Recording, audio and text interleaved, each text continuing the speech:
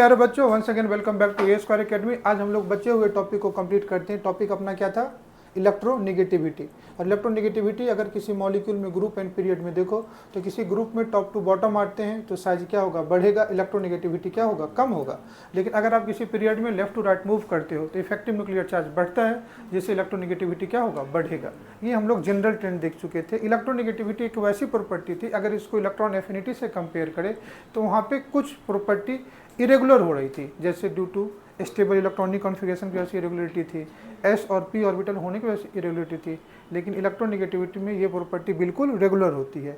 Period में भी अगर लेफ्ट टू राइट जाते हो तो ये प्रॉपर्टी क्या होती है? बढ़ती है। ग्रुप में क्या होती है? कमती है। आज हम लोग देखते हैं कि अगर किसी बॉन्ड में कितना ज़्यादा इलेक्ट्रॉन, अगर कोई एटम कितना ज़्यादा इलेक्ट्रोनेगेटिव है या किसी बॉन्ड में कितनी ज़्यादा पोलरिटी है, उसी को मेजर करने की कोशिश करते हैं। दो स्केल हम लोगों को पढ़ना है यहाँ पे, मुल्किन स्केल एंड पाउलिंग स्केल। कौन कौन सा दो स्केल पढ़ना है? एक को बोलते हैं मुल्किन स्केल, दूसरे को क्या बोलते हैं? Pauling scale. ये दोनों स्केल को अगर आप देखोगे तो पहले ये सिलेबस में हुआ करता था, लेकिन अकॉर्डिंग टू न्यू एनसीईआरटी ये सिलेबस से हटा दिया गया। ये चीज़ मैं पहले भी क्लियर कर देता हूँ। कई बार आप सिलेबस आप एनसीईआरटी से मैच करते हो, तो अभी करंट में mulling and Pauling scale syllabus में नहीं है, नए एनसीईआरटी में नहीं है। क्वेश्चन आ भी सकते हैं, नहीं भी आ सकते हैं। कई बार ऐसा भी होता है कि पुरानी एनसीईआरटी के अकॉर्डिंग क्वेश्चन पूछ देते हैं, इसलिए जितना शॉर्ट में हो सकता है मुल्किन एंड पाउलिंग स्केल मैं आपको पढ़ा देता हूँ। अब एटॉमिक प्रॉपर्टी क्या क्या थी? आयनाइजेशन पोटेंशियल और इलेक्ट्रॉन एफिनिटी। आयनाइजेशन पोटेंशियल क्या थी? इलेक्ट्रॉन लूज करने की टेंडेंसी थी। और इलेक्ट्रॉन एफिनिटी क्या थी? इलेक्ट्रॉन गेन करने की टेंडेंसी थी। अब दोनों प्रॉपर्टी का आप एवरेज ले लो, आपको क्या निकल जाएगा? इलेक्ट्रोनेगेटिविटी। तो पहला है मुल्किन स्केल, कहता है कि अगर किसी एलिमेंट की अगर आपको इलेक्ट्रोनेगेटिविटी निकालना है, इलेक्ट्रोनेगेटिविटी को किससे रिप्रेजेंट करते थे? काई से। यही कहा था ना, लिखने के लिए एक्स लिख देते हैं। क्या लिखते हैं? काई। तो chi of any atom is equal to, पहला क्या होता है? का एवरेज होगा, तो अपॉन क्या बेटा? 2। और इन दोनों को कर दो तो आप क्या निकाल सकते हो? इस एटम की इलेक्ट्रोनेगेटिविटी ऑफ एटम निकाल सकते हो। वैसे भी तुमको इलेक्ट्रोनेगेटिविटी वैल्यू उतना ज़्यादा पूछता नहीं है। हाँ, कभी पूछते भी है तो कौन सा बॉन्ड कितना पोलर है ये तुमको पूछते हैं, जो तुमको मैंने कल क्लास में बता भी दिया था कि कोई भी बॉन्ड कितना पोलर होगा तुम किस फॉर्मूले से? शोमेकर एस्टिमेशन फॉर्मूले से निकाल सकते हो कितना ज़्यादा इलेक्ट्रोनेगेटिविटी में। तुम कहोगे सर ये तो बॉन्ड लेंथ का है फॉर्मूला, यही ना, bond length between A and B is equal to radius of A plus radius of B minus 0.09 into differential electronegativity. बोलो है ना। तो तुमको बॉन्ड लेंथ दिया रहेगा, किसी एक एटम का इलेक्ट्रोनेगेटिविटी दिया रहेगा, तो इसके हेल्प से क्या कर सकते हो? दूसरे का निकाल सकते हो। बोलो है ना। अब इसमें अननोन क्या क्या है? Radius of A, radius of B दे देगा। बोलो, दोनों को ऐड कर दो तो bond length of A and B निकल जाएगा। पक्की बात। किसी एक एटम का इलेक्ट्रोनेगेटिविटी आइदर एक्स ए और एक्स बी दे देगा तो दूसरा निकाल सकते हो। तो हम लोग इस फॉर्मूले को यूज करके इजीली निकाल सकते हैं कभी भी अगर एटम की इलेक्ट्रोनेगेटिविटी पूछा तो। ज़्यादातर यहाँ पे क्वेश्चन बनते भी हैं तो वो ऑर्डर वाइज बनते हैं कि कौन सी प्रॉपर्टी कम हो रही होगी, कौन सी प्रॉपर्टी डिक्रीज हो रही है, आइदर ग्रुप और पीरियड के एलिमेंट में। इतने ज़्यादा कॉन्सेप्ट अभी के ट्रेंड पे नहीं आ रहे हैं। तो तुम क्या कर सकते हो? ऐसे मुल्किन स्केल निकाल सकते हो। बोलो है ना। और जितने भी मुल्किन स्केल होते हैं XM, ये 2.8 टाइम्स ग्रेटर होता है पाउलिंग स्केल से। Mulliken scale is 2.8 times greater than क्या बेटा? Pauling scale. अब पाउलिंग स्केल तुमको नहीं पढ़ा रहा हूँ मैं, क्यों? अगर मुल्किन स्केल पता है ना तो मुल्किन स्केल को 2.8 से क्या कर दो? डिवाइड कर दो, यू विल गेट क्या बेटा? Pauling scale. तो अगर एक पता है तो दूसरा क्या कर सकते हो? निकाल सकते हो। और मुल्किन स्केल क्या? It is average of ionisation potential and electron affinity. बोलो है ना। तो तुम सिंपल है मुल्किन स्केल निकाल लो XM, और XM को 2.8 से डिवाइड कर दो, तुमको क्या निकल जाएगा? अगर तुम किसी पुराने बुक वगैरह में देखोगे तो फिर यहाँ पे तुमको पाउलिंग स्केल का काफ़ी एक बिग फार्मूला होगा, उतना ज़्यादा पढ़ना है ही नहीं। जहाँ जो चीज़ देखते में ऑलरेडी मैं आपको कंसिडर कर ही रहा हूँ। वेयर XM क्या है? Electronegativity in terms of Pauling scale, XP Pauling scale, और XM क्या है? Electronegativity in terms of Mulliken scale. निकाल सकते हो। फिर कहता है अब आयनाइजेशन पोटेंशियल और इलेक्ट्रोनेगेटिविटी, इसका कुछ ना कुछ यूनिट होता है।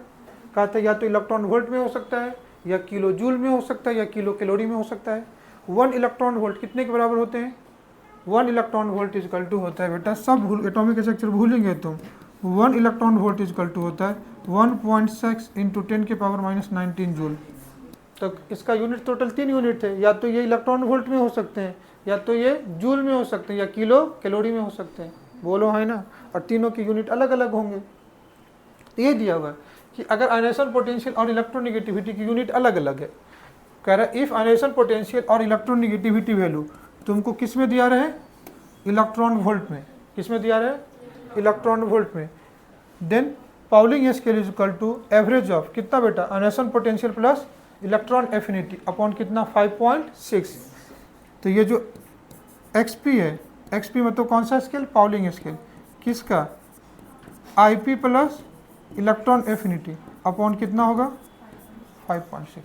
कब, जब दोनों किस में दिए रहेंगे, इलेक्ट्रॉन वोल्ट में दिए रहेंगे। लेकिन अगर दोनों किलो कैलोरी पर मोल में दिया रहेगा तब क्या करोगे, तो इस केस में जो एक्सपी होगा ionisation potential plus electron affinity into 2 into 62.5। Unit जरूर देख के फॉर्मूला यूज करना कि किस टर्म्स में तुम लगा सकते हो, कोई दिक्कत, हाँ है ना। तो डायरेक्टली इस फॉर्मूले से क्या निकल रहा है, एक्सपी पाउलिंग स्केल निकल रहा है, जो ऑलरेडी 2 टाइम्स में क्या होगा, मल्टीप्लाई होगा, कितना होगा 2 टाइम्स मल्टीप्लाई होगा। समझ में आ रहा है, इसमें कोई दिक्कत। तो ये मैं शॉर्ट में ही बताया हूँ, अगर तुम किस पुराने बुक में देखोगे तो काफ़ी लंबा चौड़ा है, यहाँ पे डिफिनेशन होगा, फॉर्मूला होगा, उतना कुछ मत करना, सिंपल है। अगर आप मोल्किन स्केल निकालो, मोल्किन स्केल हमेशा average of ionisation potential and क्या होगा, इलेक्ट्रॉन एफिनिटी, और उसको कितने से मल्टीप्लाई कर दोगे 2.8 से, तो आपको क्या निकल जाएगा, पाउलिंग निकल जाएगा, बोलो है ना। और 2.8 से कोई 2 से मल्टीप्लाई करोगे तो ये क्या आ जाएगा 5.6। अरे 2.8 इंटू 2 होगा ना, 2.8 इंटू 2 टाइम्स 5.6 है ना, वही तो है कि डायरेक्टली मोल्किन की जगह अगर आप पाउलिंग लगाते हो तो 5.6 है, और एक ये फॉर्मूला का 2.8 इंटू 2 5.6 नहीं होगा, ये तो दिया हुआ।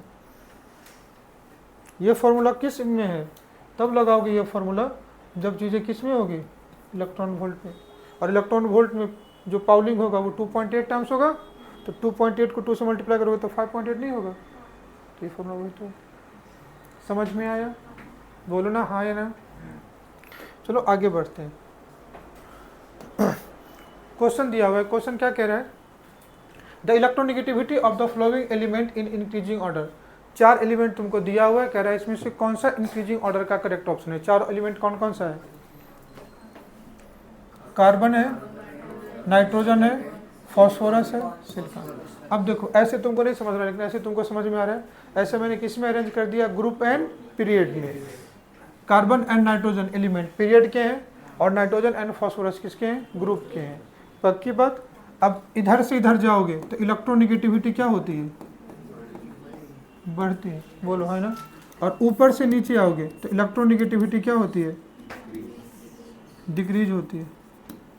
तो सबसे ज़्यादा किसका होगा, सेकेंड पीरियड एलिमेंट का होगा। तो नाइट्रोजन एंड कार्बन में किसका सबसे ज़्यादा होगा, नाइट्रोजन का। तो सबसे ज़्यादा किसका होगा, नाइट्रोजन का। ज़्यादा किससे होगा, कार्बन। कार्बन का फॉस्फोरस एंड सिलिकॉन से ज़्यादा ही होगा। तो कार्बन का ज़्यादा किससे होगा, फॉस्फोरस, एंड फॉस्फोरस का ज़्यादा किससे होगा। देख लो कौन सा ऑप्शन सही है। पक्की बात, समझ में आया। तो हमेशा कभी भी ऑप्शन देख के कंफ्यूज मत होना, एलिमेंट को ग्रुप एंड पीरियड में अरेंज करना, you will get your correct answer. Next question कह रहा है, the following Mulliken scale what parameter are required to evaluate electronegativity. अगर आपको मोल्किन स्केल से इलेक्ट्रोनेगेटिविटी निकालना है तो कौन सा पैरामीटर लगता है, यही था ना, XM is equal to electron affinity plus ionisation potential upon 2 average of क्या बेटा, electron affinity and ionisation potential. तो कौन कौन सा पैरामीटर लग रहा है, electron affinity and ionisation energy. देखो कोई दिक्कत। नेक्स्ट देख क्या कह रहा है, the outermost electronic configuration of most electronegative element. पूरे पीरियोडिक टेबल में मोस्ट इलेक्ट्रोनेगेटिव एलिमेंट कौन से होते हैं, हेलोजन फैमिली। अगर तुमसे पूछे मोस्ट इलेक्ट्रोनेगेटिव एलिमेंट तो ये कौन सा फैमिली होते हैं, हेलोजन फैमिली के एलिमेंट क्या होते हैं, सबसे ज़्यादा इलेक्ट्रोनेगेटिविटी। और इसका इस ग्रुप का जनरल इलेक्ट्रॉनिक कॉन्फ़िगरेशन NH2NP5, तभी तो एक इलेक्ट्रॉन मिलकर के 6 हो जाएगा। तो सबसे ज़्यादा इलेक्ट्रॉन एफिनिटी किसकी होगी, NH2NP5 की। NH2NP6 तो ऑलरेडी स्टेबल है, तो उसका इलेक्ट्रॉन एफिनिटी भी सबसे कम और इलेक्ट्रॉन निगेटिविटी भी सबसे कम। समझ में आया। तो कौन सा ऑप्शन होगा, ऑप्शन 1, पहला ऑप्शन तुम्हारा क्या है, सही है। समझ में आ रहा है? नेक्स्ट पॉइंट, अब आ जाओ। नेक्स्ट एप्लीकेशन आता है acidic and basic nature. Next application क्या आ जाता है? Acidic and basic nature. अब मैं तुमको इसको समझाने से पहले एक कॉन्सेप्ट तुमको समझाता हूँ, फिर तुमको सब कुछ समझ में आ जाएगी। यहाँ पे acidic and basic nature, hydride and oxide दोनों में एक साथ पढ़ाता हूँ। एसिडिक एंड बेसिक नेचर की बात हम लोग करते हैं। उससे पहले कल की क्लास में मैं तुमको metallic and non metallic property बताया था। क्या बताया था बेटा? Metallic and non. इसको पहले समझो, इसी की हेल्प से उसको समझते हैं। कल की क्लास में बताया था तुमको मेटेलिक एंड नॉन मेटेलिक, तो निकालते metallic and non metallic property. तो तुम क्या कह रहे थे कि अगर किसी ग्रुप में मूव करो, कहाँ से कहाँ मूव करो? ग्रुप में। तो ग्रुप में हम लोग कहाँ से कहाँ मूव करते हैं? तुम कहना सर टॉप टू, अगर हम किसी ग्रुप में टॉप टू बॉटम मूव करते हैं तो क्या होता है? बिल्कुल सही है, एक बार रिकॉल भी कर लेते हैं। तुम कहोगे साइज इंक्रीज करेगा। साइज इंक्रीज करेगा तो क्या कम होगा? चलो इलेक्ट्रोनिगेटिविटी क्या होगा? डिक्रीज करेगा। इलेक्ट्रॉन एफिनिटी भी क्या करेगा? आयोनाइजेशन पोटेंशियल भी क्या करेगा? बोलो हाँ ना। तो अगर किसी ग्रुप में आप टॉप टू बॉटम मूव करते हो, अब तुम दोनों को बाहर कर दो। अगर किसी ग्रुप में आप टॉप टू बॉटम मूव करते हो, कहाँ से कहाँ मूव करते हो बेटा? टॉप टू बॉटम मूव करते हैं तो क्या हो जाएगा? साइज इंक्रीज करेगा, इलेक्ट्रोनिगेटिविटी डिक्रीज करेगा, इलेक्ट्रॉन एफिनिटी डिक्रीज करेगा, आयोनाइजेशन पोटेंशियल क्या करेगा? डिक्रीज करेगा। तो इस पे मेटेलिक कैरेक्टर पे क्या फर्क पड़ता है? तो मेटल क्या होते हैं? इलेक्ट्रोपॉजिटिव इन नेचर होते हैं, और जिसका आयोनाइजेशन पोटेंशियल कम, उनकी टेंडेंसी इलेक्ट्रॉन लूज करने की ज़्यादा होगी, तो मेटेलिक कैरेक्टर भी क्या होती है? बढ़ती है। तो कभी भी हम किसी ग्रुप में टॉप टू बॉटम देखते हैं तो जो मेटेलिक है, मेटेलिक नेचर वो क्या होगी? बढ़ेगी। तो किसी भी ग्रुप में अगर ऊपर से नीचे आओगे तो मेटेलिक कैरेक्टर क्या हो जाएगा? इंक्रीज करेगा। अगर एक एग्जांपल ले लो, लिथियम है, सोडियम है, पोटासियम है, रुबिडियम है, सीजियम है। अब ऊपर से नीचे आ रहे हो, यही होगा ना? तो साइज बढ़ेगा, तो मेटेलिक कैरेक्टर क्या करेगा? इंक्रीज करेगा। तो सबसे अच्छा मेटल कौन सा होगा? सीजियम होगा, इलेक्ट्रोपॉजिटिव, और सबसे कम कौन सा होगा? लिथियम होगा। बोलो हाँ या ना। क्या मेरी बात समझ में आई? चलो, अगर मैं मूव करता हूँ कहाँ पे? पीरियड में। पीरियड में कहाँ से कहाँ मूव कर सकते हैं? अगर हम किसी पीरियड में लेफ्ट टू राइट मूव करते हैं तो क्या होगा? सबसे पहले जेड इफेक्टिव बढ़ेगा। अगर आप किसी पीरियड में लेफ्ट टू राइट मूव करते हो तो इफेक्टिव न्यूक्लियर चार्ज क्या हो जाएगा? बढ़ेगा। साइज क्या हो जाएगा? कम होगा। इलेक्ट्रॉन एफिनिटी क्या हो जाएगा? बढ़ेगा। आयोनाइजेशन पोटेंशियल क्या होगा? बढ़ेगा। एंड इलेक्ट्रोनिगेटिविटी क्या होगा? बढ़ेगा। बोलो है ना। तो जब भी किसी पीरियड में लेफ्ट टू राइट जाते हैं तो इन तमाम चीज़ होगा। अब मेटेलिक नॉन मेटेलिक कैरेक्टर की बात करते हैं, तो मेटेलिक कैरेक्टर कम होगा या ज़्यादा होगा? तो लेफ्ट टू राइट अगर मूव करेंगे तो ध्यान से देखो, इलेक्ट्रोनिगेटिविटी बढ़ जाएगी। इलेक्ट्रोनिगेटिविटी बढ़ेगी तो मतलब इलेक्ट्रॉन लेने की टेंडेंसी बढ़ेगी, तो लूज करने की टेंडेंसी क्या होगी? कम। तो इस केस में जो मेटेलिक कैरेक्टर है, मेटेलिक कैरेक्टर क्या हो जाएगा? Decreases. And non metallic character क्या हो जाएगा? इंक्रीज। तो मेटेलिक कैरेक्टर डिक्रीज होगा और नॉन मेटेलिक कैरेक्टर क्या हो जाएगा? इंक्रीज होगा। लेकिन इस केस में बात करें, अगर मेटेलिक कैरेक्टर इंक्रीज कर रही है तो नॉन मेटेलिक कैरेक्टर क्या होगा? डिक्रीज करेगा। पक्की बात? तो अगर तुम पीरियोडिक टेबल में मेटल एंड नॉन मेटल समझ जाते हो तो मेरा क्वेश्चन क्या है तुमसे? एक मेटल है, दूसरा क्या है? नॉन मेटल है। तो जो मेटल्स होते हैं ये बेटा किस नेचर्स के होते हैं? बेसिक नेचर्स के होते हैं। तुमको एक पार्ट समझो तो उसी के दूसरा समझो। जो मेटल है वो किस नेचर्स के होंगे? बेसिक नेचर्स के। लेकिन जो नॉन मेटल है वो किस नेचर्स के होते हैं? जो नॉन मेटल क्या होंगे? एसिडिक। अगर मेटल बेसिक नेचर्स के हैं तो जो मेटल के कंपाउंड होंगे वो भी कौन से नेचर्स के होंगे? बेसिक नेचर्स के। और जो नॉन मेटल के कंपाउंड होंगे वो भी किस नेचर्स के होंगे? एसिडिक नेचर के। पक्की बात? तो पहले बात आती है कि मेटल के कंपाउंड कौन कौन से होते हैं। तो कोई भी मेटल अगर हाइड्रोजन से रिएक्ट कर जाए, किससे रिएक्ट कर जाए? तो अगर ये मेटल रिएक्ट करता है हाइड्रोजन से तो ये क्या बनाएगा? हाइड्राइड बनाएगा। पक्की बात? अगर ये मेटल को तुम ऑक्सीजन दे दो, ऑक्सीजन से, तो क्या बनाते हैं? पक्की बात? अगर इसको वाटर दे दो, क्या दे दोगे? H2, तो ये क्या बनाएंगे, हाइड्रोक्साइड। तो मेटल के हाइड्राइड हो या कोई भी कंपाउंड हो, मेटल खुद अगर बेसिक है तो उसके सारे कंपाउंड भी किस नेचर के होंगे, बेसिक नेचर।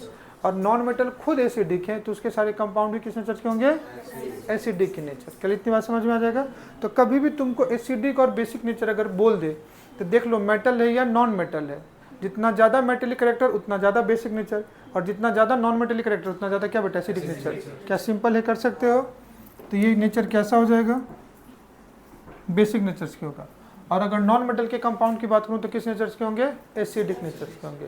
क्या मेरी बात समझ में आई। तो कुछ नहीं है, कल के क्लास में हमने metallic and non metallic nature पर था, बैठ जाओ। मेटेलिक एंड नॉन मेटेलिक की बात की थी। तो जितना ज़्यादा नॉन मेटेलिक नेचर्स होगा उतना ज़्यादा उसका कौन सा नेचर होगा, एसिडिक। और जितना ज़्यादा मेटेलिक होगा उतना ज़्यादा उसका नेचर कौन सा होगा, बेसिक। क्या मेरी बात समझ में आ रही है। अब इतनी ही की हेल्प से हम लोग क्या करेंगे, आगे का कॉन्सेप्ट डिस्कस करें। पहला नेचर ऑफ क्या बेटा, हाइड्राइड। कोई भी एलिमेंट हाइड्रोजन से रिएक्ट करके क्या देगा, उसका हाइड्राइड देगा। अब सबसे पहला है स्टेबिलिटी ऑफ मॉलिक्यूल।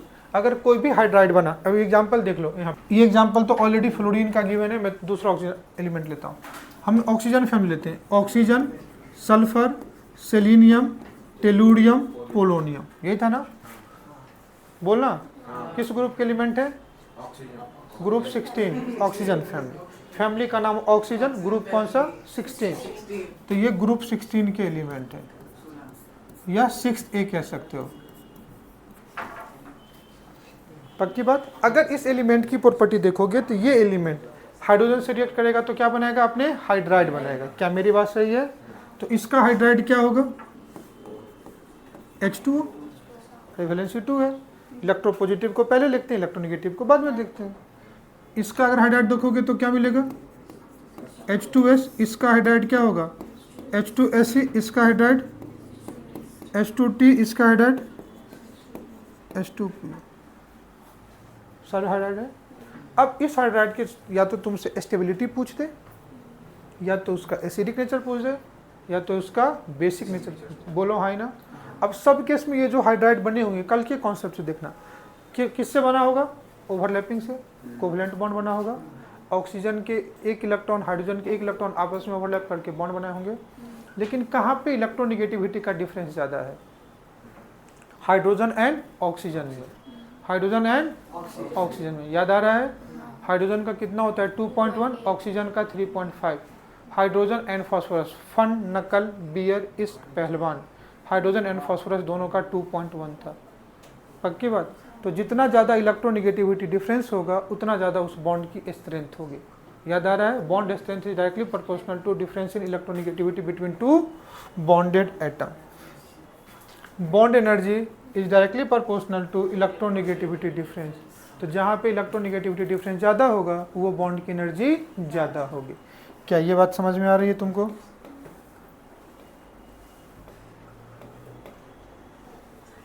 तो किस केस में इलेक्ट्रोनेगेटिविटी का डिफरेंस ज़्यादा होगा, H2O में। बोलो। तो जितना ज़्यादा इलेक्ट्रोनेगेटिविटी डिफरेंस होगा उतना ज़्यादा उसकी क्या होगी, bond energy. What is bond energy, energy required to break a bond. कल का कॉन्सेप्ट क्या था कि जो बॉन्ड एनर्जी है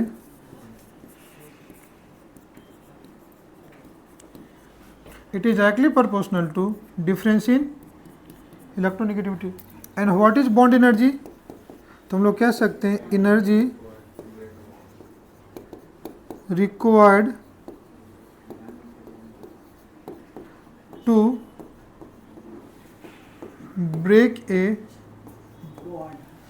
और किसी बॉन्ड को ब्रेक करने में जो एनर्जी लगेगी उसको क्या बोलते हैं, बॉन्ड एनर्जी। देखो एक दिन तुमसे मैंने कहा था कि एक पेन को 2 पार्ट में तोड़ सकते हो कि उसके कैप को तोड़ सकते हो। तो जिसको तोड़ने में ज़्यादा एनर्जी लगेगी मतलब वो ज़्यादा मजबूत है, तो वो ज़्यादा स्टेबल है। बोलो है ना। तो अगर किसी की बॉन्ड एनर्जी ज़्यादा है मतलब वो बॉन्ड स्ट्रॉन्गर है, मतलब उसकी बॉन्ड स्ट्रेंथ ज़्यादा हो गई। तो ये भी कह सकते हैं bond energy directly proportional to bond strength. Strength का मतलब क्या हुआ कि ऑलरेडी ये स्टेबल है, टूटना नहीं चाह रहा है, तो जिसकी बॉन्ड एनर्जी ज़्यादा उसकी स्टेबिलिटी भी ज़्यादा। बोलो है ना। तो हम ये भी कह सकते हैं stability is directly proportional to क्या, मेरी बात समझ में आ रही है। तो अगर सारे हाइड्राइड है तो तुम बताओ इसमें कौन ज़्यादा स्टेबल होगा? H2O ज़्यादा स्टेबल होगा। क्या मेरी बात समझ में आया? तो अगर मैं ऊपर से नीचे आऊँ, कहाँ से कहाँ? अगर मैं टॉप टू बॉटम मूव करता हूँ, बताओ मैं क्या होगा? अब कॉन्सेप्ट तो पढ़ा दिया ना तुमसे। हाँ, अगर ऊपर से नीचे आएंगे तो स्टेबिलिटी क्या हो जाएगा? डिक्रीज करेगा, क्योंकि जहाँ पे इलेक्ट्रोनिगेटिविटी डिफरेंस ज़्यादा, H2O में इलेक्ट्रोनिगेटिविटी डिफरेंस क्या है? ज़्यादा है, तो H2O की बॉन्ड एनर्जी ज़्यादा होगी, H2O का बॉन्ड स्ट्रेंथ ज़्यादा होगा, H2O की स्टेबिलिटी ज़्यादा होगी। तो कौन जल्दी टूटेगा? H2PO। बोलो। और जो जल्दी टूटेगा हाइड्राइड में, वो अच्छा, वो जल्दी क्या देगा? H+, तो उसका एसिडिक कैरेक्टर भी ज़्यादा होगा। बोलो ना, हाँ या ना? समझ में आया? तो यही तुम्हारा एसिडिक एंड बेसिक नेचर की बात है। तो अगर हाइड्राइड की बात करते हैं, किसकी बात कर देते हैं? हाइड्राइड। तो हाइड्राइड अगर टूटेगा तो H+ देगा ना, तो जनरली हाइड्राइड का नेचर कैसा हो सकता है? एसिडिक। बोलो हाँ या ना? तो क्या यही कह रहा है, stability of molecule is directly proportional to bond energy, जो मैं तुमको समझाया। जिसकी बॉन्ड एनर्जी ज़्यादा, वो ज़्यादा स्टेबल है, तोड़ने में ज़्यादा एनर्जी लगेगी। Order of stability of hydride, अब देखो HF, HCl, HBr, HI, electronegativity difference कहाँ होगा? HF में ज़्यादा होगा। इसमें देखो H2O, H2S, H2O, Ac, H2T, H2E, H2PO, किसका ज़्यादा होगा? H2O ज़्यादा स्टेबल होगा। तो ऊपर वाला किसी भी ग्रुप में अगर टॉप टू बॉटम मूव करते हो तो क्या हो जाएगा? बॉन्ड डिस्ट्रीब्यूटी क्या हो जाएगा? डिक्रीज कर जाएगी। बोलो हाँ या ना? तो सबसे ज़्यादा किसका होगा? ऊपर वाले का। देखो स्टेबिलिटी ऑर्डर सबसे ज़्यादा किसका होगा? HF का। तो सबसे कम किसका होगा? HI का। अरे अगर तुम देखो तो यही होगा ना, फ्लोरीन, क्लोरीन, बोरोमीन, आयोडीन। तो अगर इसका तुम कंपाउंड बनाओगे तो इसका कंपाउंड क्या होगा? HF, इसका कंपाउंड HCl, इसका कंपाउंड HBr, इसका कंपाउंड HI। फिर टॉप टू बॉटम मूव करोगे, इलेक्ट्रोनिगेटिविटी डिफरेंस कम होगा? कम होगा। बोलो हाँ ना? तो कौन ज़्यादा स्टेबल होगा? ऊपर वाला। नीचे वाला कम स्टेबल होगा। तो देखो स्टेबिलिटी सबसे ज़्यादा किसका हो गया? ऊपर वाले का। पक्की बात। तो कौन जल्दी टूटेगा? नीचे वाला। तो नीचे वाला बहुत जल्दी H+ दे देगा, और जो H+ देता है वो एसिड होता है। कल भी समझाया था ये में, जो एसिड क्या होगा? H+ क्या होगा? डोनर होगा। बोलो ना हाँ ना? तो एसिडिक कैरेक्टर किसका होगा? जो नीचे की तरफ होगा। बोलो। तो टॉप टू बॉटम मूव करोगे हाइड्राइड में तो एसिडिक कैरेक्टर क्या होगा? बढ़ेगा। तो देखो अगर तुम एसिडिक स्ट्रेंथ की बात करोगे तो HI ज़्यादा क्या होगा? एसिडिक होगा। HF क्या होगा? कम एसिडिक होगा। समझ में आया? सिमिलरली नाइट्रोजन फैमिली में देख लो, जैसे ये क्या था? Oxygen family. तो nitrogen, phosphorus, arsenic, antimony and bismuth. Nitrogen, phosphorus, arsenic, antimony and bismuth. तो अगर टॉप टू बॉटम तो मूव करोगे फिफ्थ ग्रुप में तो क्या होगा? थर्मल स्टेबिलिटी कम हो रही है। अरे बोलना, क्योंकि इलेक्ट्रोनिगेटिविटी डिफरेंस होगा तो थर्मल स्टेबिलिटी क्या होगी? कम होगी। स्टेबिलिटी मतलब क्या? जो ज़्यादा मजबूत होगा उसको तोड़ने में ज़्यादा एनर्जी लगेगी, मतलब वो ज़्यादा स्टेबल होगा। और जो जल्दी टूट जाएगा उसकी थर्मल स्टेबिलिटी क्या होगी? तो कभी भी थर्मल स्टेबिलिटी मतलब क्या? जिसका बॉन्ड एनर्जी ज़्यादा वो ज़्यादा स्टेबल होगा, जिसकी बॉन्ड एनर्जी कम वो जल्दी टूट जाएगा। पक्की बात। अब रिकॉल कर ले, अगर मैं किसी ग्रुप में ऊपर से नीचे आ जाऊँ तो इलेक्ट्रोनिगेटिविटी डिफरेंस क्या होगा? कम होगा। बॉन्ड एनर्जी कम होगा। बोको पक्की बात। बॉन्ड एनर्जी क्या होगा? कम होगा। पक्की बात। बॉन्ड स्ट्रेंथ कम होगा। बॉन्ड लेंथ बढ़ेगा। जिसकी बॉन्ड एनर्जी कम, बॉन्ड लेंथ ज़्यादा, बॉन्ड लेंथ क्या होगा? ज़्यादा होगा। थर्मल स्टेबिलिटी कम होगा। एसिडिक कैरेक्टर बढ़ेगा। बोलो हाँ ना? तो ऊपर से नीचे आ रहे हो तो क्या हो रहा है? थर्मल स्टेबिलिटी डिक्रीज कर रहा है। पक्की बात। और क्या कम करेगा? एसिडिक नेचर इंक्रीज करेगा। बॉन्ड एनर्जी, बोलो हाँ ना? ये लिखा हुआ है, तुम्हें समझ में आया? थर्मल स्टेबिलिटी यहाँ पे क्या करेगा? डिक्रीजेज। एसिडिक कैरेक्टर क्या करेगा? इंक्रीजेज।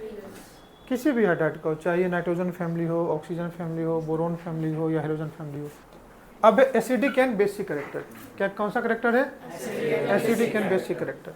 अब एसिडिक एंड बेसिक कैरेक्टर यहाँ पे जो है ना, फिर वही पार्ट है जो भी मैंने पढ़ा है, तुमको बता दिया है कि अगर एसिडिक कैरेक्टर देखना है तो किसका देखोगे? नॉन मेटल का, और बेसिक कैरेक्टर दिखना है तो किसका देखोगे, मेटल्स का। तो ये क्या है कि nature of acidic and basic character में सबसे पहले तुमको क्या दिया है, नेचर ऑफ ऑक्साइड दिया है। तो फिर मैं तुमको यहाँ पे एक ट्रिक पढ़ाता हूँ, उस ट्रिक से सारा काम हो जाएगा। जितने भी पीरियोडिक टेबल के एलिमेंट हैं, जितने भी पीरियोडिक टेबल के एलिमेंट है, इसमें से हर एलिमेंट ऑक्सीजन से कंबाइन करेगा तो क्या होगा, ऑक्साइड बनेगा। तो कोई भी एलिमेंट है, एनी एलिमेंट, पक्की बात, चाहे वो मेटल हो नॉन मेटल हो कुछ भी हो, they combined with oxygen give their corresponding oxide, give their क्या बेटा, करस्पॉन्डिंग ऑक्साइड। अब तुमको ट्रिक भी बताता हूं कि कैसे समझोगे। तुमसे मैं बोल दूं CO2, अब बताइए एसिड है या बेस है, नहीं बता पा रहे हो ना, कोई बात नहीं, इसमें हम मुझे भी नहीं पता होता था। अगर मैं तुमको बोल दूं MgO Na2, अब ये एसिड है या बेस है, तुमको नहीं पता।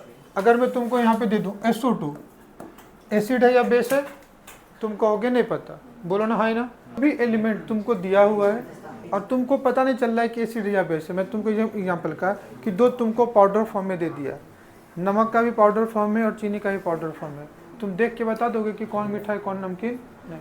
तो तुम क्या कर कि उसको पानी में घोल दे। तो पानी में घोलने से जो चीनी का मीठापन है, चीनी पहले भी मीठा, पानी में जाके मीठा ही लगेगा। तो कभी भी किसी चीज़ को पानी में डालने से एक चीज़ तो तुम्हें समझ में है कि उसका नेचर कभी चेंज नहीं होता है। होगा क्या चेंज बेटा, नहीं होगा। तो तुम क्या कर, सिमिलरली इसको भी पानी में डाल, ये ट्रिक है, इसको भी कहाँ डाल, पानी। तो जब CO2 को पानी में डाल दोगे, पानी मतलब H2O, तो हाइड्रोजन कितने बने, 2, कार्बन कितने हैं, 1, ऑक्सीजन कितने बने, बोलो है ना। अगर इसमें भी तुम पानी डाल दो, पानी मतलब H2O, तो क्या बनेगा, H2SO3, बोलो है ना। पानी में डालने से कोई चेंज नहीं होता है। इसको भी तुम पानी में डाल दो, तो ये देखें ऐसे, Na कितना है 2, ऑक्सीजन कितना है 2, हाइड्रोजन कितना है 2, है ना। तो इसको ऐसे लिख दूं। अब तुमको दिख रहा होगा कि इसमें से कौन एसिड है कौन बेस है। H2O है तो क्या बना, OH 2 बार है ना, तो देखो ये क्या बना, मेटल हाइड्रोक्साइड NaOH बेस है, MgOH2 मैग्नीशियम हाइड्रोक्साइड क्या है, बेस है, H2SO3 सल्फ्यूरस एसिड एसिड है, कार्बोनिक एसिड एसिड है। तो तुम ये एसिड बेस, ये एसिड है पहचानते हो, ये बेस पहचानते हो, ये नहीं समझ में आ रहा था ना। तो कभी भी कोई ऑक्साइड तुमको दिया हुआ है, तुमको नहीं समझ में आए कि कौन ज़्यादा एसिडिक है कौन ज़्यादा बेसिक है, सॉरी कौन एसिड है कौन बेस है, तुम उसमें पानी डाल करके करस्पॉन्डिंग कंपाउंड बनाओ। अगर मेटल का ऑक्साइड होगा तो करस्पॉन्डिंग मेटल हाइड्रोक्साइड बनता है, और अगर नॉन मेटल का ऑक्साइड है उसमें पानी डालोगे तो मेटल का नॉन मेटल का ऑक्सी एसिड बनता है। अब ये जो एलिमेंट तुमको मैंने दिया था, ध्यान से देखना, कौन सा एलिमेंट दिया था मैं, ये दिया था, यही 4 दिया था ना तुमको। तो ये क्या है, ऑक्साइड दिया हुआ है। तो ये ऑक्साइड या तो मेटल का हो सकता है या नॉन मेटल का। तो या तो ये क्या हो सकता है, मेटल ऑक्साइड, और दूसरा क्या हो सकता है, या तो ये मेटल ऑक्साइड है या तो नॉन मेटल ऑक्साइड है। बड़े ध्यान से समझना, मेटल ऑक्साइड में अगर तुम क्या डाल दिए, H2, तो ये मेटल का हाइड्रोक्साइड मिलता है। क्या मिलेगा तुमको, मेटल हाइड्रोक्साइड। और अगर नॉन मेटल के ऑक्साइड में तुम क्या डाल दिए, पानी, तो ये इसका क्या मिलता है, ऑक्सी एसिड। समझ में, जैसे हाइड्रोक्साइड मतलब क्या, मैग्नीशियम हाइड्रोक्साइड, सोडियम हाइड्रोक्साइड, और ऑक्सी एसिड मतलब क्या, जिसमें नॉन मेटल के साथ ऑक्सीजन एंड हाइड्रोजन हो, नॉन मेटल के साथ ऑक्सीजन एंड हाइड्रोजन, उसको क्या बोलते हैं, ऑक्सी एसिड। समझ जाओगे, ये तो तुमको एग्जांपल से समझाया। पहला ट्रिक तो ये था कि आइडेंटिफाई कर लोगे। दूसरा ट्रिक क्या है कि टोटल पीरियोडिक टेबल में 118 एलिमेंट है। टोटल पीरियोडिक टेबल में कितना एलिमेंट है, तो जितने भी ऑक्साइड होंगे, अगर इस ऑक्साइड के नेचर की बात करो तो ये ऑक्साइड कैसे हो सकते हैं, ध्यान से देखना। या तो इस ऑक्साइड का नेचर क्या हो सकता है, एसिडिक, या तो इस ऑक्साइड का नेचर कैसा हो सकता है, बेसिक, या तो इस ऑक्साइड का नेचर एम्फोटेरिक हो सकता है। एम्फोटेरिक मतलब having both acidic and basic nature. और तीसरा इस ऑक्साइड का नेचर कैसा हो सकता है, न्यूट्रल। कितने टाइप के हो सकते हैं, मैं क्या बोल रहा हूँ बेटा, जितने भी ऑक्साइड है कितने टाइप के हो सकते हैं, 4। या तो एसिडिक हो सकता है, या बेसिक हो सकता है, या एम्फोटेरिक हो सकता है, या क्या हो सकता है, न्यूट्रल हो सकता है। एसिडिक ऑक्साइड किसके होते हैं, तो तुम कहना नॉन मेटल के। जनरली एसिडिक ऑक्साइड किसके होंगे, जो नॉन मेटल के ऑक्साइड होंगे एसिडिक होंगे। बेसिक ऑक्साइड किसके होते हैं, मेटल्स के। अब न्यूट्रल ऑक्साइड तुम्हारे पीरियोडिक टेबल में टोटल 3 ही है। कितने हैं, 3 ही है, 3 ही ऑक्साइड है। कौन कौन से, CO, NO and N2O। Carbon monoxide, nitrogen monoxide and die nitrogen oxide. सिर्फ यही तीनों ऑक्साइड है पीरियोडिक टेबल में जो क्या है, न्यूट्रल है। इतना ही याद रखो। तुमको मैं सिर्फ न्यूट्रल और एम्फोटेरिक याद करवा देता हूँ, बाकी जो बच्चे मेटल के ऑक्साइड क्या होंगे, बेसिक, नॉन मेटल के ऑक्साइड क्या होंगे, एसिडिक। न्यूट्रल कितने ऑक्साइड है पूरे पीरियोडिक टेबल में, तुम्हारा पूरा सिलेबस में, तुम अभी से लेकर के बुढ़ापा तक न्यूट्रल ऑक्साइड 3 ही होंगे। कौन कौन से, CO, NO और N2। बोलो आसानी नहीं है। नाइट्रोजन टोटल 5 ऑक्साइड बनाते हैं, तुम ये भी आगे पढ़ोगे। नाइट्रोजन टोटल कितने ऑक्साइड बनाएंगे, 5, जिसमें से 2 न्यूट्रल होते हैं, बाकी 3 एसिडिक होते हैं। तो ये 3 ऑक्साइड क्या है, न्यूट्रल। ये सबसे आसान पॉइंट। जिसमें से एक कार्बन मोनोऑक्साइड, दूसरा नाइट्रोजन मोनोऑक्साइड, तीसरा डाई नाइट्रोजन ऑक्साइड। ये कैसे हैं बेटा, न्यूट्रल है। अब एम्फोटेरिक ऑक्साइड कुछ ही है। कौन कौन से, ये जो एलिमेंट है ना पूरे पीरियोडिक टेबल में, कौन कौन से, पहला जिंक, Zn, दूसरा एल्युमिनियम, तीसरा बेरिलियम, Ga मतलब गैलियम, Pb मतलब लेड, Sn मतलब टिन। बोलो है ना। तो ये एलिमेंट कौन कौन से हैं, गैलियम, लेड। याद रखने के लिए Zn मतलब जनाबे, Al मतलब अली, नाम है जनाबे अली, पक्की बात, जनाबे अली, पक्की बात। ने, बी मतलब बेकार, Ga मतलब गाया,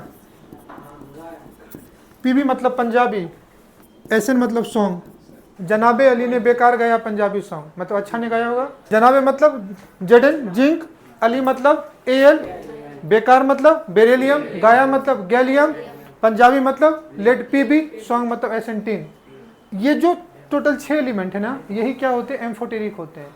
यही क्या होते हैं, तो ये मेटल से भी रिएक्ट कर जाते हैं, नॉन मेटल से। मतलब एम्फोटेरिक मतलब एसिड से भी रिएक्ट करेगा और किससे रिएक्ट कर जाएगा, बेस। अब एम्फोटेरिक नेचर को समझते हैं। एसिडिक ऑक्साइड किसके होते हैं, नॉन मेटल के। तो जितने भी एसिडिक ऑक्साइड होंगे, ध्यान से देखना, एसिडिक ऑक्साइड ये किसके होते हैं, नॉन मेटल के। तो एसिडिक ऑक्साइड हमेशा नॉन मेटल, मेटल से रिएक्ट करेगा ना, तो इसकी नेचुरल टेंडेंसी होती है किससे रिएक्ट करने की, मेटल से। बोलो है ना। एक बार मैं तुमको हंसी मजाक में एक बात कहा था, तेरी वाली मेरी वाली, मेरी वाली तेरी वाली, कहा था ना। तो ध्यान से देखना, ध्यान से देख बेटा। एसिडिक मतलब किसका, नॉन मेटल। तो चूंकि ये नॉन मेटल से बना है तो किससे रिएक्ट करेगा, मेटल से। तो हमेशा एसिडिक ऑक्साइड किससे रिएक्ट करता है, मेटल से। तो जो बेसिक ऑक्साइड है किससे रिएक्ट करेगा, नॉन मेटल से। तो एम्फोटेरिक दोनों से रिएक्ट कर जाता है, क्योंकि इसमें एसिडिक नेचर भी और बेसिक नेचर, पक्की बात। तो एसिडिक ऑक्साइड वो है जो मेटल से रिएक्ट करते हैं, बेसिक ऑक्साइड वो है जो नॉन मेटल से रिएक्ट करते हैं, एम्फोटेरिक ऑक्साइड वो है जो दोनों से रिएक्ट कर जाते हैं, और न्यूट्रल किसी से नहीं करते हैं। क्या मेरी बात समझ में आई नहीं आई। तो पूरा जो पीरियोडिक टेबल में जितने भी एलिमेंट है, जितने भी ऑक्साइड हैं, वो 4 टाइप के हो सकते हैं। पहला, माइंड आंख बंद करो, देख लो, न्यूट्रल 3 ही है। कौन कौन सा, CO, NO और N2O। एम्फोटेरिक टोटल 6 ही है। कौन कौन से, जनाबे अली ने बेकार गाया पंजाबी सॉन्ग। जनाबे मतलब Zn, अली मतलब एल्युमिनियम, ने मतलब सेंटेंस के लिए है, गाया मतलब गैलियम, पंजाबी मतलब Pb, सॉन्ग मतलब Sn। यही ना। अब बच्चा एसिडिक और बेसिक। एसिडिक ऑक्साइड किसके होंगे, और बेसिक ऑक्साइड किसके होंगे, पूरा नेचर ऑफ ऑक्साइड 1 मिनट में कंप्लीट हुआ या नहीं हुआ, तो को याद ही नहीं करना है, बिल्कुल है। पीरियोडिक टेबल में देखो, पीरियोडिक टेबल में जितने भी एलिमेंट है उसके ऑक्साइड टोटल 4 टाइप के हो सकते हैं। Acidic oxide, basic oxide, amphoteric है, न्यूट्रल। सबसे पहले न्यूट्रल किसी से रिएक्ट नहीं करेगा, पूरा पीरियोडिक टेबल में 3 ही है। कौन कौन सा, CO, NO और N2O। एम्फोटेरिक ऑक्साइड मेटल से भी रिएक्ट करेगा और नॉन मेटल से, उसमें दोनों करेक्टर होगा, एसिडिक एंड बेसिक। कौन कौन से, जनाबे अली ने बेकार गाया पंजाबी सॉन्ग। जनाबे मतलब जिंक, अली मतलब एल्युमिनियम, बेकार मतलब बेरिलियम, गाया मतलब गैलियम, पंजाबी मतलब Pb, सॉन्ग मतलब Sn। बच्चा कैसा, acidic and basic. Acidic oxide किसके होंगे, नॉन मेटल के, तो मेटल से रिएक्ट करेंगे। और बेसिक ऑक्साइड किसके होंगे, तो किससे रिएक्ट करेंगे। कंप्लीट हुआ या नहीं हुआ, हाँ या ना। चलो आ जाओ, जो पढ़ना है टॉपिक पे। एसिडिक स्ट्रेंथ है क्या बेटा? Acidic strength of oxy acid and electronegativity, पक्की बात। अब मान लो कि कभी कभी कोई एलिमेंट क्या होते हैं कि एक से ज़्यादा ऑक्साइड बनाते हैं, कभी कभी कोई एलिमेंट क्या होते हैं एक से ज़्यादा ऑक्साइड बनाते हैं, बोलो है ना। तो उस ऑक्साइड में एसिडिक कैरेक्टर किसका ज़्यादा होगा? जैसे अभी तुमको ने बताया कि नाइट्रोजन टोटल 5 ऑक्साइड बनाते हैं, जैसे 2 ऑक्साइड तो न्यूट्रल हो गया। तो अगर एसिडिक ऑक्साइड तुमको देखना है, जैसे ये भी एक एसिडिक ऑक्साइड है, SO2 और क्या बेटा SO3, बोलो है ना। नॉन मेटल के ऑक्साइड है, किस नेचर के हो गए? देखो न्यूट्रल वाले में से आता है क्या सल्फर? नहीं। जनाबे अली ने बेकार गया पंजाबी सॉन्ग, उसमें से आता है क्या? नहीं। तो दो ही चीज़ हो सकता है, या तो मेटल हो सकता है या तो नॉन मेटल का ऑक्साइड हो सकता है। सल्फर ऑक्सीजन फैमिली के एलिमेंट है, क्या है? नॉन मेटल है। तो नॉन मेटल के ऑक्साइड कैसे होंगे? एसिडिक होंगे। तो दोनों कैसे ऑक्साइड होंगे? एसिडिक ऑक्साइड होंगे। तो तुमसे पूछेगा ना which one is more acidic, which one is, तो देख लेना जिसमें जितना ज़्यादा ऑक्सीजन होगा उसका एसिडिक कैरेक्टर उतना ज़्यादा होगा, पक्की बात। तो हमेशा अभी यही ऑक्सीडेशन स्टेट हम पढ़ चुके होते ना, तो मैं तुमसे कहता एसिडिक नेचर इज, अगर यही तुम ऑक्सीडेशन रिडक्शन पढ़ चुके होते, ऑक्सीडेशन नंबर निकालना आता, तो मैं तुमको आराम से कह देता acidic nature is directly proportional to oxidation state. यहाँ पे सल्फर +4 में, यहाँ पे सल्फर +6 में है, लेकिन अभी वो पढ़े नहीं हो, तो अभी तुम इतना देख लो कि जिसमें जितना ज़्यादा इलेक्ट्रोनिगेटिव एटम होगा उसका एसिडिक नेचर उतना ज़्यादा होगा, जिसमें जितना ज़्यादा ऑक्सीजन होगा उसमें उतना ज़्यादा एसिडिक नेचर होगा, और जिसमें जितना ज़्यादा हाइड्रोजन होगा उसका नेचर उतना बेसिक होगा। क्या मेरी बात समझ में आई? ये एसिडिक स्ट्रेंथ का कंपेरिजन है, पक्की बात। एक और चीज़ मैं तुमको बता देता हूँ कि हम लोग क्या कहते हैं कि मेटल के ऑक्साइड किस नेचर के होते हैं? बेसिक।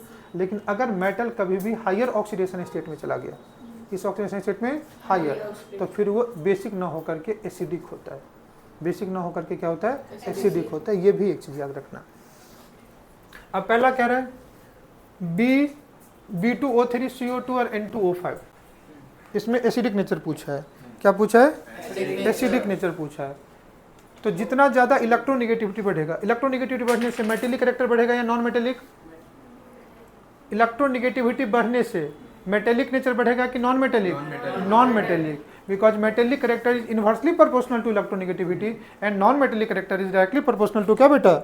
इलेक्ट्रोनिगेटिविटी। बोलो ना हाय ना। तो अगर इलेक्ट्रोनिगेटिविटी बढ़ रहा है तो कौन सा कैरेक्टर बढ़ेगा? नॉन मेटेलिक कैरेक्टर, पक्की बात। तो नॉन मेटेलिक कैरेक्टर होगा तो एसिडिक नेचर बढ़ेगा। तो ध्यान से देखना, अब किसी भी ग्रुप में तुम टॉप टू बॉटम आते हो तो मेटेलिक कैरेक्टर क्या होता है? बढ़ता है, तो बेसिक नेचर बढ़ेगा। और किसी भी पीरियड में तुम लेफ्ट टू राइट जाते हो तो नॉन मेटेलिक कैरेक्टर बढ़ता है तो एसिडिक नेचर बढ़ेगा। तो पीरियड में लेफ्ट टू राइट मूव करोगे तो एसिडिक नेचर बढ़ता है, ग्रुप में टॉप टू बॉटम मूव करोगे तो बेसिक नेचर बढ़ता है। बोलो ना हाय ना। अब इधर से इधर जब तुम मूव कर रहे हो तो क्या हो रहा है? इलेक्ट्रोनिगेटिविटी बढ़ रही है, और इलेक्ट्रोनिगेटिविटी बढ़ने की वजह से क्या बढ़ेगा? एसिडिक नेचर बढ़ेगा। बोलो हाय ना। तो इलेक्ट्रोनिगेटिविटी इंक्रीज कर रही है, जिससे एसिडिक नेचर क्या करेगा? इंक्रीज करेगा, पक्की बात। अब इसी का देख लो, ये सब कई सारे ऑर्डर तुमको दिए हुए हैं। देखना, बोरोन है, कार्बन है, नाइट्रोजन है। अगर सेकेंड पीरियड का एलिमेंट देख लो, क्या क्या आता है? Beryllium, boron, carbon, nitrogen, oxygen, fluorine. जनाबे अली ने बेकार गाया, ये तो एम्फोटेरिक हो गया। अब तुम अगर इधर से इधर मूव करते हो लेफ्ट टू राइट तो नॉन मेटेलिक कैरेक्टर क्या हो रहा है? बढ़ेगा। इलेक्ट्रोनिगेटिविटी बढ़ेगा तो कौन सा नेचर बढ़ेगा? एसिडिक नेचर बढ़ेगा। बोलो है ना। तो ध्यान से देखना, तो सबसे ज़्यादा एसिडिक क्या होगा? Fluorine, then oxygen. कंपेरिजन अगर बोरोन, कार्बन और नाइट्रोजन में करो तो सबसे ज़्यादा किसका होगा? नाइट्रोजन का। तो देखो यही नाइट्रोजन का ज़्यादा है, देन कार्बन है, देन बोरोन है। बोलो हाँ कि ना। यहाँ देख लो, क्लोरीन है, ब्रोमीन है, आयोडीन है। अगर ये कहाँ के एलिमेंट है? ग्रुप के। Fluorine, chlorine, bromine, iodine, top to bottom आते हो तो क्या होगा? मेटेलिक कैरेक्टर बढ़ेगा। मेटेलिक कैरेक्टर बढ़ने से बेसिक नेचर बढ़ेगा, लेकिन एसिडिक नेचर किसका ज़्यादा होगा? ऊपर वाले का। तो किसी भी ग्रुप में ऊपर से नीचे आते हो तो नीचे क्या होगा? बेसिक नेचर होगा, और ऊपर क्या होगा? एसिडिक नेचर सबसे ज़्यादा किसका होगा? क्लोरीन, ब्रोमीन, आयोडीन में कंपेयर करो। क्लोरीन का, देन ब्रोमीन, देन आयोडीन। देखो क्लोरीन, ब्रोमीन एंड आयोडीन। बोलो भाई ना। सल्फर, सेलेनियम एंड टेलुरियम, ये हटा देना। Sulphur, selenium and tellurium. किसका ज़्यादा होगा? सल्फर का ज़्यादा होगा, यही होगा ना, सल्फर, सेलेनियम एंड टेलुरियम। क्या कुछ गलत कह रहा हूँ? फॉस्फोरस, आर्सेनिक एंड एंटीमनी कहाँ के एलिमेंट है? Nitrogen, phosphorus, arsenic and antimony. ऊपर वाला एसिडिक होगा, देखो यहाँ पे फॉस्फोरस एसिडिक है, पक्की बात। तुमसे कहा था नाइट्रोजन टोटल 5 ऑक्साइड बनाता है, तो 2 तो न्यूट्रल हो गए, बाकी 3 एसिडिक होंगे। अब ध्यान से देख लो,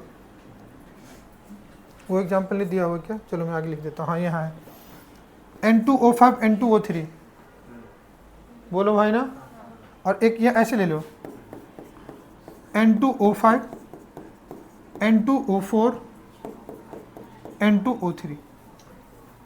किस में ऑक्सीजन ज़्यादा है? N2O5। 2 नाइट्रोजन पे 5 ऑक्सीजन, 2 नाइट्रोजन पे 4 ऑक्सीजन, 2 नाइट्रोजन पे 3, तो एसिडिक नेचर ज़्यादा किसका होगा? पक्की बात। ऐसे ग्रुप वाइज में देखोगे तो नाइट्रोजन, फॉस्फोरस, आर्सेनिक, ये ऑक्सी एसिड थे, ये क्या है? ऑक्साइड है। कोई फर्क नहीं पड़ता चाहे ऑक्सी एसिड हो ऑक्साइड हो, अगर ग्रुप में ऊपर से नीचे आओगे तो एसिडिक नेचर क्या होगा? कम। बेसिक नेचर क्या होगा? ज़्यादा। तो ऊपर वाला ज़्यादा एसिड होगा, तो देखो N2O5 ज़्यादा एसिडिक है P2O5 से। समझ में आया?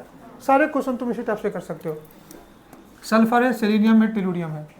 सल्फर ऊपर वाला है तो ऊपर वाला ज़्यादा क्या होगा? एसिडिक होगा।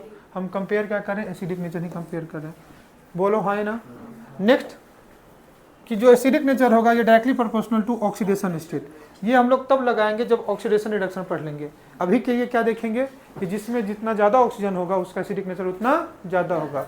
ऑक्सीजन के बढ़ने से एसिडिक नेचर बढ़ता है और हाइड्रोजन के बढ़ने से बेसिक नेचर बढ़ता है। बोलो हाँ या ना। पक्की बात। कह रहा acidic property increases with increase in oxidation state of element. उसी को समझाने के लिए कहा कि जितना ज़्यादा ऑक्सीजन होगा उसका ऑक्सीडेशन स्टेट उतना ज़्यादा होगा। अब यहाँ पे देख लो HClO4, HClO3, HClO2, HClO। किस केस में ऑक्सीजन ज़्यादा है? यहाँ पे 4 ऑक्सीजन, 3 ऑक्सीजन, 2 ऑक्सीजन, 1 ऑक्सीजन। पक्की वाला। और वैसे अगर ऑक्सीडेशन स्टेट से आगे जाकर के देखेंगे तो यहाँ पे क्लोरीन +1 में है, यहाँ पे क्लोरीन +3 में है, यहाँ पे क्लोरीन +5 में है, यहाँ पे क्लोरीन +7 में है। Sb2O5 Sb2O3 में Sb कौन सा एलिमेंट है? Nitrogen, phosphorus, arsenic, antimony. तो देखो Sb2O5 5 ऑक्सीजन, Sb2O3 कहाँ? 3 ऑक्सीजन। कहाँ ऑक्सीजन ज़्यादा है? इसका नेचर क्या होगा? ज़्यादा होगा। इससे आप निकाल सकते हो। बोलो हाँ ना। इससे और आसानी तरीके से मैं तुमको नहीं पढ़ा सकता हूँ। अब एक चीज़ आ जाओ जिसको हम लोग बोलते हैं इनर्ट पेयर इफेक्ट। ये इफेक्ट तुमको सबसे ज़्यादा केमिकल बॉन्डिंग में तुमको पढ़ने को मिलेगा। पहले हम लोग समझते हैं कि इनर्ट पेयर इफेक्ट है क्या, फिर हम लोग इस टॉपिक पे आते हैं। पक्की बात। Boron, aluminium, gallium, indium and thallium. Boron family के एलिमेंट को लेता हूँ। इसके बगल में कौन सा एलिमेंट है? Carbon, silicon, germanium, tin and lead है ना एलिमेंट बेटा। इसके बगल में कौन कौन से होंगे? Nitrogen, phosphorus, arsenic, antimony and bismuth. यही एलिमेंट है। क्या कुछ गलत कह रहा हूँ? कहना नहीं सर। अब इस एलिमेंट को देखो ये किस पीरियड में आते हैं, तो ये कहाँ पे आएंगे? P2, P3, P4, P5 and P6। और P6 में आएंगे तो अगर तुम इसी बोरोन फैमिली को ही लो तो इस फैमिली का इलेक्ट्रॉनिक कॉन्फ़िगरेशन क्या होता है? नॉट टू NS ले लो, ये होता है NH2NP1। बोलो हाँ यही होता है। लेकिन अगर 6 पीरियड में आओगे, अगर बोरोन की बात करोगे तो 2s2 2p1। चलो एक बार फिर से लेता हूँ। Boron, aluminium, gallium, indium and thallium. इसका इलेक्ट्रॉनिक कॉन्फ़िगरेशन 2s2 2p1। इसका इलेक्ट्रॉनिक कॉन्फ़िगरेशन 3s2 3p1। इसका electronic configuration 4s2 3d10 4p1, क्योंकि 4th पीरियड में 3d आ जाता है। अगर इसकी बात करोगे तो 5s2 4d10 5p1। लेकिन आउटर मोस्ट इलेक्ट्रॉनिक कॉन्फ़िगरेशन हमेशा NH2NP1 ही है। और अगर तुम इसकी बात करते हो तो यहाँ पे क्या जाएगा? 6s2 5d10 4f14 and 6p1। बोलो है ना। और ये जो एलिमेंट आएगा इसका अगर तुम ऑर्बिट वाइज देखोगे तो 4f क्या जाएगा? 14, देन क्या आ जाएगा 5d 10, देन क्या आ जाएगा 6s2। इस पीरियड से पहले ये जो 14 एलिमेंट कहाँ जा रहा है, एफ ब्लॉक में 4f सीरीज, इसी को क्या बोलते हैं इनफाइनाइट सीरीज। और इस 14 इलेक्ट्रॉन के बढ़ने की वजह से सबसे पहले तो कॉन्ट्रैक्शन ये 3d10 की वजह से ही हो गया था, जो एल्युमिनियम और गैलियम में देखे थे, गैलियम का साइज एल्युमिनियम से छोटा होता है बिकॉज ऑफ डी ट्रांजिशन, मतलब ट्रांजिशन कॉन्ट्रैक्शन। बोलो ना हाँ या ना। अब इस केस में देख क्या कर रही है बेटा, तू सो जा रही है। इस केस में देख 4f क्या है 14, अब 4f 14 की वजह से क्या हुआ कि इसका शिल्डिंग इफेक्ट, रिपल्सन वाला इफेक्ट कम है, लेकिन न्यूक्लियस में 14 प्रोटॉन बढ़ेंगे, इफेक्टिव न्यूक्लियर चार्ज बढ़ा, तो ये क्या करेंगे आउटर मोस्ट ऑर्बिट के इलेक्ट्रॉन को काफी पावर से अपनी तरफ से खींचेंगे। क्या कुछ गलत कह रहा हूं, बोलो ना हाँ या ना। तो चूंकि अगर बोरोन की बात करोगे तो बोरोन के आउटर मोस्ट ऑर्बिट में कितने इलेक्ट्रॉन हैं, 3, अरे दो एस के और एक पी के। एस के 2 इलेक्ट्रॉन देखो, अगर ऑर्बिटल डायग्राम बनाओ तो यही होगा, और पी का 1 इलेक्ट्रॉन है। कल के क्लास में कहा था कि जो अनपेयर्ड इलेक्ट्रॉन्स होता है उसी को बॉन्डिंग में क्या करते हैं, पेयरिंग करते हैं। पक्की बात। तो पहले ये इलेक्ट्रॉन कहाँ जाएगा, पहले ये 2s के इलेक्ट्रॉन कहाँ जाएंगे 2p1 में, तो ऑर्बिटल डायग्राम कैसा हो जाएगा, यही होगा ना। ये क्या हो जाएगा 2s1, ये क्या होगा 2p2। क्या कुछ गलत कह रहा हूँ। कितने अनपेयर्ड इलेक्ट्रॉन 3, तो बोरोन 3 बॉन्ड बनाएगा क्योंकि 3 अनपेयर्ड इलेक्ट्रॉन है। लेकिन अगर 6 पीरियड में तुम आ जाते हो तो चूंकि 4f एंड 5d दोनों मिल करके क्या करेगा, कॉन्ट्रैक्शन करेगा। तो कॉन्ट्रैक्शन करने की वजह से साइज छोटा होगा, तो ये जो 6s2 के इलेक्ट्रॉन है, जैसे बोरोन में ये 2s के इलेक्ट्रॉन p में जाके अनपेयर्ड हो रहे थे, टोटल 3 अनपेयर्ड इलेक्ट्रॉन 3 बॉन्ड बन रहे थे, लेकिन यहाँ पे 6 पीरियड में साइज छोटा हो गया, तो ये 6s 6p के इलेक्ट्रॉन न्यूक्लियस के ज्यादा करीब आ गया ना, ज्यादा अट्रैक्शन महसूस किया। तो इस केस में ये जो 6s की इलेक्ट्रॉन है या जो 6p की इलेक्ट्रॉन है, क्या ये इलेक्ट्रॉन यहाँ जा पाएगा क्या, नहीं, क्योंकि इसका खुद न्यूक्लियस के साथ अट्रैक्शन क्या हो गया, बढ़ गया। तो इस केस में ये इलेक्ट्रॉन क्या रहेगा, पेयर्ड ही रह जाएगा। तो कितने अनपेयर्ड इलेक्ट्रॉन हुए इस केस में, 1, तो ये कितना बॉन्ड बनाएगा, 1 बॉन्ड बनाएगा। लेकिन ऊपर वाले एलिमेंट कितना बॉन्ड बनाएगा, 3 बॉन्ड बनाएगा। जब किसी ग्रुप में टॉप टू बॉटम मूव करेंगे तो होगा क्या कि 6 पीरियड में 4f के इलेक्ट्रॉन आने की वजह से इसका लेंथनाइट कॉन्ट्रैक्शन होगा, तो जो 6s के इलेक्ट्रॉन है, 6 ऑर्बिट के इलेक्ट्रॉन, वो न्यूक्लियस से ज़्यादा करीब होंगे, ज़्यादा अट्रैक्शन महसूस करेंगे। तो ये जो 6s2 के इलेक्ट्रॉन है, क्या ये p में जा पाएगा, क्या नहीं जा पाएगा, तो पेयर में ही रह जाएगा। बॉन्डिंग के लिए एक्टिव होगा, इनर्ट होगा, इनर्ट होगा, इसलिए इसी को बोलते हैं inert pair effect. That means ऊपर वाला एटम बोरोन फैमिली में 3 बॉन्ड बनाएगा, तो नीचे वाला कितना बनाएगा, 1। तो सिमिलरली कार्बन फैमिली में ऊपर वाला 4 बनाएगा, तो इसका इलेक्ट्रॉनिक कॉन्फ़िगरेशन क्या होता है, NH2 NP2। तो फिर NH2 के इलेक्ट्रॉन बॉन्डिंग में नहीं जा पाएंगे, तो नीचे वाला एलिमेंट ऊपर वाले से तो 2 कम बॉन्ड बनाएगा, पक्की बात। तो moving top to bottom in a group less than 2 oxidation state is more stable. अगर ऊपर में कार्बन 4 बॉन्ड बनाता है तो नीचे में लेट कितना बॉन्ड बनाएगा, 2 ही बॉन्ड बनाएगा। तो 6s के इलेक्ट्रॉन का बॉन्डिंग के लिए इनर्ट होना ही क्या कहलाता है, इनर्ट पेयर इफेक्ट। क्या कहलाता है, इनर्ट पेयर इफेक्ट। समझ में आया तुमको मैं क्या कहने की कोशिश कर रहा था। एक बार देख तो लो कि इनर्ट पेयर इफेक्ट डिफिनेशन क्या कहता है, तुम्हें समझ में आ गया। The outermost shell electron NH2 penetrate into n-1d electron and thus become closer to nucleus and more effectively pull towards nucleus। यही है ना, कौन से इलेक्ट्रॉन का, NH2 इलेक्ट्रॉन का। This result in less availability of NH2 electron किसके लिए, for bonding के लिए। और NH2 इलेक्ट्रॉन किस केस में रहेगा, पेयर में ही रहेगा, मतलब बॉन्डिंग के लिए क्या होगा, इनर्ट होगा। इसी को हम लोग क्या बोलते हैं, इनर्ट पेयर इफेक्ट। ये मोस्टली कब लगेगा, जब 4th पीरियड से तुम आ गया होगे, मतलब 5th पीरियड में और 6th पीरियड में लगेगा, पक्की बात। इससे होगा क्या, इससे होगा क्या कि ऊपर वाले मतलब 2nd, 3rd and 4th period normal oxidation state show करेंगे, मतलब नॉर्मल जितनी वैलेंसी उतना बॉन्ड बनाएंगे, और नीचे वाले उससे 2 कम वैलेंसी, मतलब उससे 2 कम बॉन्ड बनाएंगे। ये इफेक्ट किस किस में लगेगा मेनली, तो boron family, carbon family and किस में बेटा, नाइट्रोजन फैमिली में। So inert pair effect effectively belonging to after period number 4 and increases with increase in value of n. This can be thought as the reason for 2 different oxidation state, normal और दूसरा क्या बेटा, normal n-1। अगर boron family की बात करोगे तो 3 ही element था ना, boron, aluminium, gallium, indium and क्या बेटा, थैलियम। तो ऊपर वाला कितना बॉन्ड बनाएगा, 3 बॉन्ड +3 होगा, तो नीचे वाला क्या बनाएगा, ऑक्सीजन +1। बोलो, तो हम लोग ऐसे भी कह सकते हैं, moving top to bottom in a group less than 2 oxidation state from normal oxidation state is more stable. अब ध्यान से देखना, अगर बोरोन है तो बोरोन कोई अगर 3 BCl3 बना दिया, और जो Tl है ये क्या बनाएगा, Tl3, लेकिन Tl3 और Tl का नॉर्मल बनाने की टेंडेंसी क्या होगी, TCl, एक ही बॉन्ड बनाएगा। तो थैलियम प्लस 3 बॉन्ड में स्टेबल होगा या एक बॉन्ड बना के स्टेबल होगा, एक बॉन्ड में। तो कभी भी थैलियम अगर 3 बॉन्ड बना देगा तो उसकी नेचुरल टेंडेंसी होगी यहाँ आने की, बोलो ना, है ना, क्योंकि हमेशा तो ऊपर वाला +3 में स्टेबल होगा, नीचे वाला उससे कम में स्टेबल होगा। क्या मेरी बात समझ में आई है? This family stability of higher oxidation state decreases, and boron family की बात करोगे तो बोरोन फैमिली का हाईएस्ट ऑक्सीडेशन स्टेट कितना है, 3। तो ऊपर वाला हाईएस्ट में ऑक्सीडेशन होगा, नीचे वाला +1 में स्टेबल होगा। अगर कार्बन फैमिली की बात करता, कौन कौन सा, carbon, silicon, germanium, tin and lead, इसका नॉर्मल ऑक्सीडेशन स्टेट कितना होता है, +4। तो कार्बन +4 में स्टेबल होता, तो लेड किस में स्टेबल होता, +2 में स्टेबल होगा, तो नीचे वाला किस में स्टेबल होगा, +2 में। इसमें ऊपर वाला +3 में, तो नीचे वाला +1 में। तो ध्यान से देख लो, अगर +3 में जाओगे तो ऊपर की तरफ स्टेबल होगा, लेस देन 2 +1 में जाओगे तो नीचे वाला स्टेबल होगा, बोलो है ना।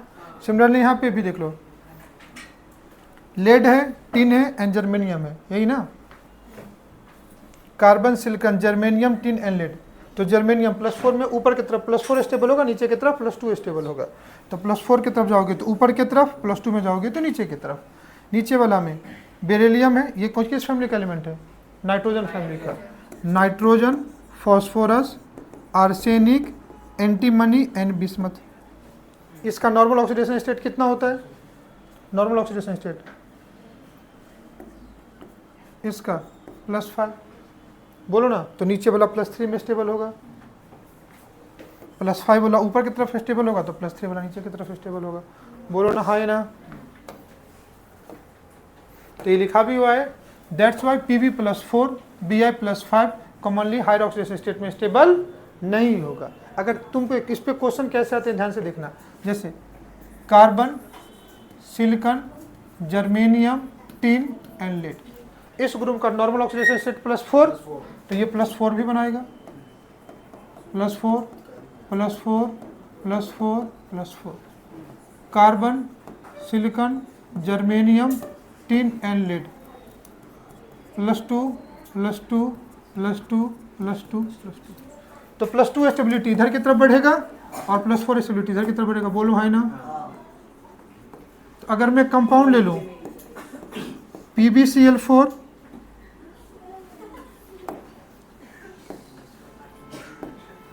PbCl4 और कंपाउंड ले लूं PbCl2, अब लेड +4 में स्टेबल होगा कि +2 में, +2 में, बोलो है ना। तो लेड का कोई भी कंपाउंड अगर +4 में है तो उसकी टेंडेंसी होगी +2 में आने के लिए। क्या मैं गलत कह रहा हूँ क्या, नहीं। तो यही इनर्ट पेयर इफेक्ट से तुम कभी भी स्टेबिलिटी ऑफ मॉलिक्यूल के आओगे। अगर यहाँ पे लेड किस में है, +4 में, यहाँ पे लेड किस में, +2, तो लेड की नेचुरल टेंडेंसी +4 से +2 में आएगा, तो ऑक्सीडेशन नंबर कम होगा, तो आगे जाकर के इसको क्या बोलेंगे, रिडक्शन। और अगर मैं ले लूँ, अगर कार्बन है +2 में जा रहा है और कार्बन +4 में जा रहा है, कार्बन की नेचुरल टेंडेंसी क्या होगी, +2 से +4 में आने की।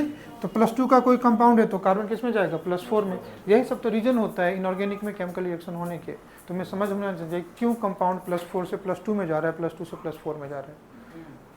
पक्की बात, इसलिए तो कहना कि अगर टॉप टू बॉटम मूव करोगे तो +2 वाले की ऑक्सीडेशन स्टेट की स्टेबिलिटी बढ़ रही है ना। तो moving top to bottom in a group less than 2 oxidation state is more stable. Boron में +3 से +1 वाला स्टेबल होगा, कार्बन में +4 से +2 वाला स्टेबल होगा, नाइट्रोजन में +5 से +3 वाला ज़्यादा स्टेबल होगा नीचे की तरफ, और ऊपर वाला नॉर्मल में स्टेबल होगा। समझ में आया।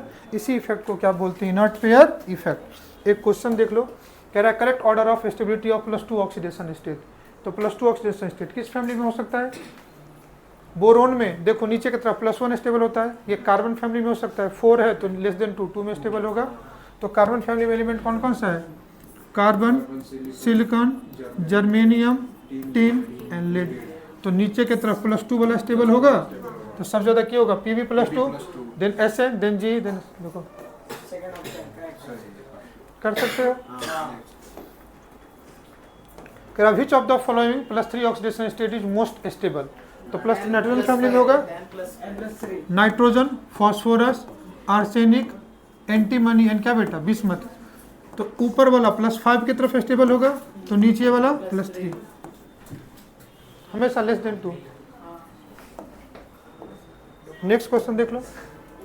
Thallium show different oxidation state because of, thallium किस फैमिली में है? Boron, aluminium, gallium, indium and thallium.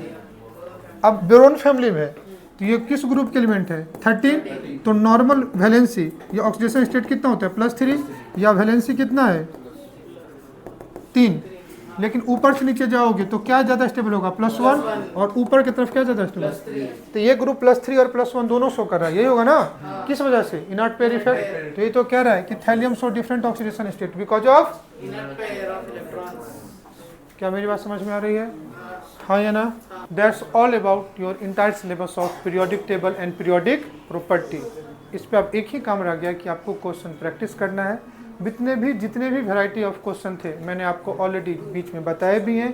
Concept भी मैं क्वेश्चन के टाइप में करूँगा। मैं आपसे बार बार कहता हूँ बेटा, नोट्स आप ज़रूर कंप्लीट करें, और कभी भी आप लेक्चर देखते हो और कोई दिक्कत होता है तो जिस पॉइंट पे होते उस टाइमिंग का आप हमको रिप्लाई कर दे। क्लियर है? आप कमेंट कर दे कि इतने सेकंड पे आपको ये चीज़ नहीं समझ में आएगा, तो हो सकता है कि मैं आपको रिप्लाई करके आपका जो भी डाउट होगा आपको क्लियर कर दूंगा। आप लेक्चर पूरा कंप्लीट करके नोट्स ज़रूर बनाएं, और इसके बाद आप क्वेश्चन करिए। मुझे उम्मीद है कि आप हर एक क्वेश्चन को कर पाओगे। क्लियर है? तो नेक्स्ट क्लास में हम लोग डीपीपी डिस्कस करेंगे, और इसके बाद नेक्स्ट टॉपिक स्टार्ट करेंगे, केमिकल बॉन्डिंग। आज के लिए यहीं तक। Thank you and bye bye all of you.